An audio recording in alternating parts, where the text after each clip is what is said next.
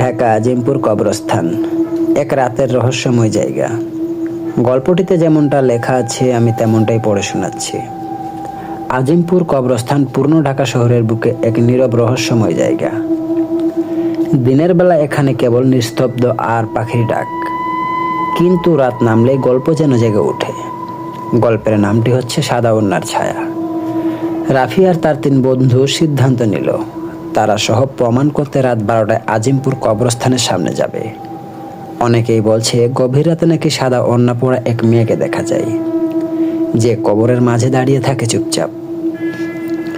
বন্ধুরা প্রথমে হাসাহাসি করলেও রাত বাড়ার সাথে সাথেই পরিবেশটা অদ্ভুত ঠান্ডা হয়ে উঠল। চারদিকে কুয়াশার মতো হালকা ধোঁয়া, দূরে একটা পুরনো গাছের নিচে যেন কারো ছায়া নড়ছে। হঠাৎ রাফি দেখলো সত্যি এক মেয়ে সাদা ওড়না ছাড়াই বাতাসে সে ধীরে ধীরে কবরগুলোর মাঝে দিয়ে হাঁটছে, কিন্তু তার পায়ের শব্দ নেই। বন্ধুরা ভয়ে জমে গেল। পার্ট 2। রাফি সাহস করে বলল, কে আপনি? মেয়েটি ধীরে ধীরে মাথা ঘুরিয়ে তাকালো। তার চোখে কোনো রাগ নেই, কেবল গভীর দুঃখ। সে আস্তে আস্তে বলল, আমি কাউকে ভয় দেখাতে আসিনি, আমি শুধু আমার বাবার কবর খুঁজছি। তার কণ্ঠে ছিল কষ্টের সুর।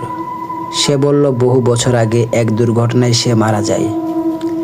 শেষ ইচ্ছে ছিল বাবার কবরের পাশে শুয়ে থাকবে, কিন্তু ভুলবশত তাকে অন্য জায়গায় দাফন করা হয়।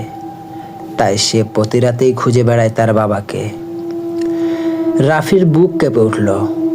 ভয়ের বদলে মনে হলো সহানুভূতি। সে মোবাইলের আলো জ্বালিয়ে কবরের নামগুলো পড়তে লাগলো। কিছুক্ষণ পর এক কবর পেল যেখানে লেখা ছিল মেয়েটির বাবার নাম। মেয়েটি মৃদু হেসে বলল। তার আয়ব ধীরে ধীরে মিলে গেল।